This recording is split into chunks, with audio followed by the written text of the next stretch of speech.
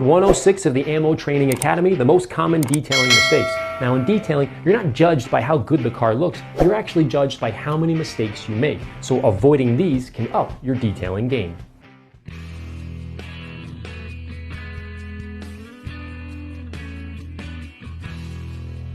There are a ton of common detailing mistakes that can easily be avoided. The number one in my mind is protecting your skin.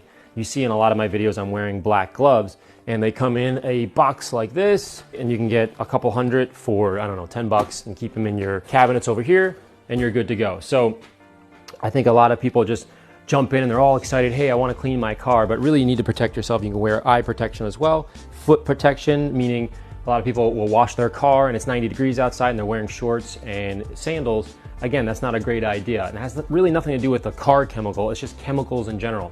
So think of this as a rule of thumb. If you're not gonna take a product, meaning anything underneath your sink, it doesn't matter what it is, and you're not gonna drink it, same idea, then don't put it on your skin. So just protect yourself as much as humanly possible. And it's just a smart, safe way to move forward, especially detailing. So keep that in mind as you're continuing.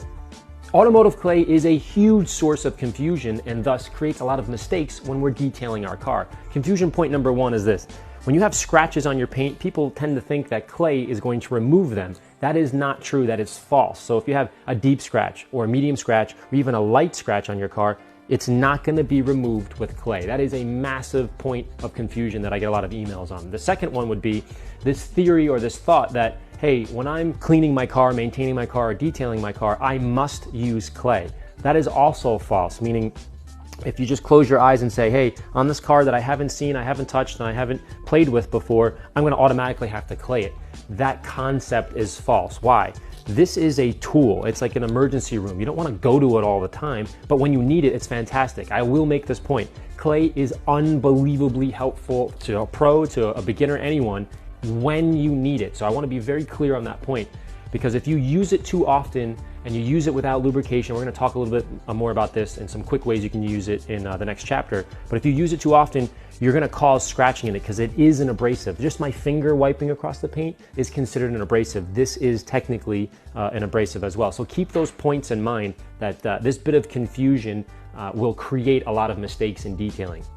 Mistake number 3 is using an all-purpose on the interior. APCs, or all-purpose cleaners, typically leave the fibers in a high pH state after the cleaning process.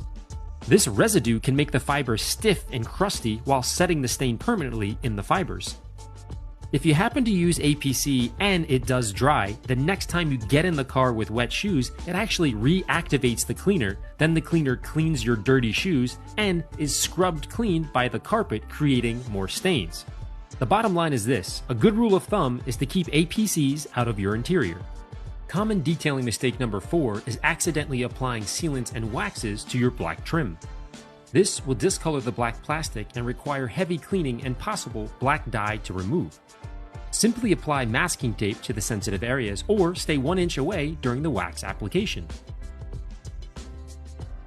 One of my favorite mistakes I see at gas stations around the country is pulling your vacuum hose through the vehicle to reach the other side. The vacuum hose is always on the ground and usually rolling around in water or driveway grease, collects dirt, and then is rubbed against the side of the seat as it's being pulled through the car. A common mistake when washing your car is to substitute dish soap for car soap. Now, a lot of the beginners are gonna say, yeah, no, we've heard of that before, but I think I've seen some instances where we can use dish soap, and that is true. You can mix these 50-50 if you want to strip off all the wax, all the old dead nasty stuff that's on your paint before you're gonna apply something like Reflex or before you're gonna compound your paint. But again, from the beginner perspective, you do not wanna use this in a pinch because you do not have car soap. And I'll tell you the short explanation why. When you're washing dishes, let's say lasagna dinner, you have fats and oils, what they call lipids on the dish. So you use this to remove the lipids, and ever see the commercial where you squeeze the plate and it goes, it makes that noise? That means it's clean. You don't want to do that on paint. Why? Because we've put lipids, we put fats, we put waxes and coatings and things. We want to keep that nice and hydrophobic. So incorrectly. Detailing towels are pretty much my #1 detailing tool, so caring for them properly is essential. Never wash them with other clothes or towels because the microfiber will collect the lint and become useless. Always use a liquid detergent, not a powder, because any undissolved powder could scratch the paint, and dry the towels separately from clothes on low heat. If you happen to use high heat, it'll actually singe the hooks, causing them to curl over and not pick anything up, defeating their useful life. Washing in direct sunlight can cause a lot of extra work because the product itself is drying prematurely on the paint, leaving it unlubricated during the wipe. And as you know by now, wiping with little to no lubrication will cause scratching. Washing your car in early morning or late afternoon is usually the safest time to work outdoors. Number 9 is dry wiping the paint. Touching the paint without proper lubrication is worse than actually not touching it at all. Your hand is an abrasive, so wiping your hand across the paint is gonna scratch it. Unless there's an emergency like a bird poo on your paint, just leave the dust and dirt alone until you can wipe, clean, and wash it properly with water as a lubricant. Cleaning your wheels last is not only inefficient, it's potentially dangerous to your paint. So if you do clean your wheels last, that inherently means you have to clean the paint first.